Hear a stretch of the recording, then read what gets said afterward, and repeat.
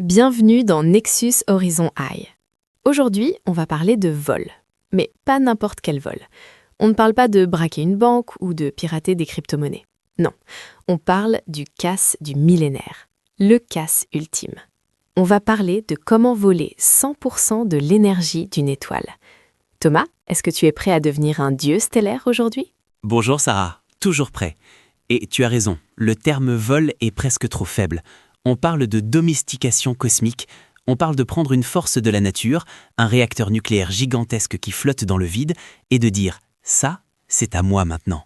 C'est le concept de la sphère de Dyson. C'est un sujet qui me donne le vertige à chaque fois que j'y pense.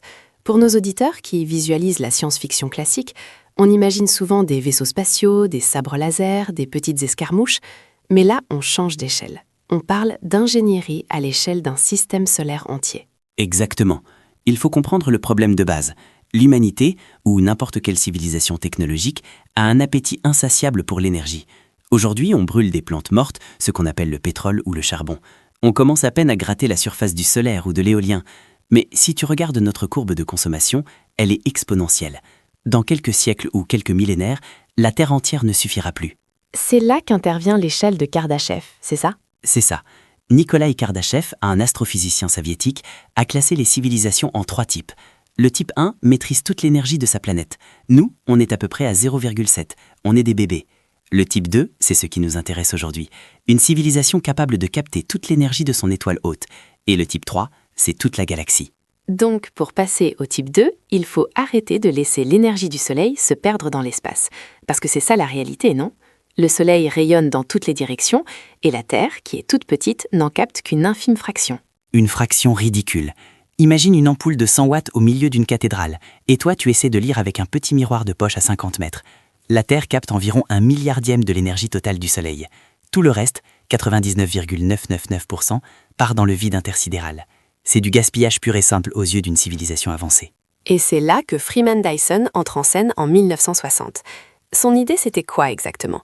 Parce que quand on dit sphère, les gens imaginent souvent une coquille solide, comme une coquille d'œuf autour du jaune, le jaune étant le Soleil. C'est l'image populaire, oui, celle qu'on voit dans Star Trek par exemple. Mais Freeman Dyson savait que c'était physiquement impossible. Si tu construisais une coquille rigide autour du Soleil, disons à la distance de la Terre, les forces de marée et la gravité de l'étoile la déchireraient instantanément. Aucune matière connue dans l'univers n'est assez solide pour résister à ça. En plus, elle serait instable. Si elle se décale d'1 millimètre, la gravité la tirerait d'un côté et elle s'écraserait sur l'étoile. Donc, l'idée de la coquille solide, on oublie. C'est de la mauvaise science-fiction. Alors, comment on fait? On construit quoi? On construit un essaim, l'essaim de Dyson. Imagine non pas un toit unique, mais des milliards et des milliards de satellites, des miroirs géants, des panneaux solaires, des habitats spatiaux, qui orbitent tous autour du Soleil dans un balai ultra précis. Ils sont indépendants les uns des autres, donc pas de problème de tension structurelle. D'accord, je visualise. C'est comme un nuage dense de satellites qui finit par obscurcir le Soleil vu de l'extérieur. Mais Thomas, on parle de milliards de structures. Il faut du métal, du silicium, des matériaux. On ne va pas démonter la tour Eiffel pour faire ça. Où est-ce qu'on trouve la matière première? C'est là que ça devient brutal, Sarah. Pour construire un essaim capable de capturer une partie significative de l'énergie solaire, il nous faut plus de matière que ce qu'il y a sur Terre. Et on ne veut pas détruire la Terre, c'est là qu'on habite. Donc, on doit regarder ailleurs. Tu ne vas pas me dire qu'on va aller chercher ça sur Jupiter, c'est que du gaz. Non, Jupiter c'est compliqué à cause de la gravité et des radiations. Le candidat idéal, la victime parfaite si je puis dire, c'est Mercure. Pauvre Mercure, pourquoi elle? Plusieurs raisons. D'abord, elle est très riche en métaux, c'est quasiment un noyau de fer géant. Deuxièmement, elle est très proche du Soleil, donc l'énergie est abondante sur place pour alimenter nos machines. Et troisièmement, elle a une gravité faible. C'est facile d'envoyer des choses en orbite depuis Mercure.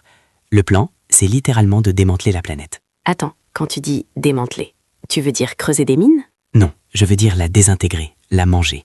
On envoie une première vague de robots, des sondes de von Neumann. Ce sont des machines autoréplicantes. Elles atterrissent, elles utilisent l'énergie solaire et les matériaux du sol pour construire d'autres robots. Un robot en fait 2, 2 en font 4, 4 en font 8. C'est une croissance exponentielle. C'est le scénario Grey Goo, la gelée grise, mais appliqué à une planète entière. Exactement. En quelques décennies, ces robots pourraient recouvrir la surface de Mercure. Ensuite, ils construisent des mass drivers, des canons électromagnétiques géants pour expédier la matière en orbite. Ils transforment la planète en panneau solaire, pièce par pièce. On pèle Mercure comme une orange, jusqu'à ce qu'il ne reste plus rien. C'est terrifiant et absolument fascinant. Donc on sacrifie Mercure pour construire cet essaim. Et une fois que c'est en place, on a quoi? On a une énergie quasi infinie. Infini à notre échelle, oui. On parle de watts avec 26 zéros derrière. Avec ça, tu ne te contentes pas d'allumer la lumière. Tu peux terraformer Mars en un après-midi. Tu peux alimenter des superordinateurs de la taille d'une lune pour simuler des univers entiers. Tu peux propulser des vaisseaux vers d'autres étoiles à une vitesse proche de la lumière. C'est le passage à l'âge adulte de la civilisation. C'est un vertigineux. On commence par casser des cailloux avec des silex et on finit par piloter des étoiles. Mais Thomas, il y a un côté un peu mélancolique à tout ça, non? Si on enferme le Soleil, on ne verra plus les étoiles depuis la Terre. Le ciel nocturne changerait? Si on vit à l'intérieur de la sphère, oui, notre vue serait bloquée par les machines. Mais on aurait des télescopes spatiaux à l'extérieur de la coque. Et puis, il faut voir le bon côté des choses. C'est la garantie de l'immortalité pour notre espèce. Tant que le Soleil brille, nous avons de l'énergie. Et nous pouvons même prolonger la vie du Soleil en contrôlant sa fusion, ce qu'on appelle le starlifting. On pourrait faire durer notre étoile des milliards d'années de plus que prévu. C'est un pari sur l'éternité. Mais dis-moi, techniquement, aujourd'hui, qu'est-ce qui nous manque? On a la physique, on comprend la gravité, on sait faire des panneaux solaires. Pourquoi on ne commence pas demain? Il nous manque deux choses, la capacité de lancement massif et l'intelligence artificielle autonome capable de s'autorépliquer. Envoyer 1 kilo dans l'espace coûte encore trop cher, et nos robots sont encore un peu bêtes, ils ont besoin d'humains pour les surveiller. Le jour où on aura une IA capable de gérer une mine sur Mercure toute seule et de construire sa propre copie, ce jour-là, le compte à rebours commencera. Ça semble être de la science-fiction lointaine, mais l'IA progresse vite, très vite, peut-être plus vite que nos capacités de fusée. C'est le paradoxe, on pourrait avoir le cerveau de l'opération avant d'avoir les muscles. Mais une fois que le processus démarre, c'est exponentiel. La construction de la première partie de l'essaim prendrait peut-être 50 ans. La deuxième partie, 20 ans. La dernière partie, quelques mois.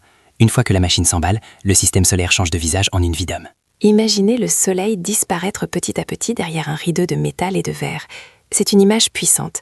Thomas, pour conclure, est-ce que tu penses qu'on le fera? Est-ce que c'est notre destin inévitable? Je pense que c'est le destin de toute intelligence qui survit à son adolescence. Si on ne s'autodétruit pas avec des guerres nucléaires ou des changements climatiques, on aura besoin de cette énergie. La curiosité et l'expansion sont dans notre ADN. Rester sur Terre, c'est rester dans le berceau pour toujours.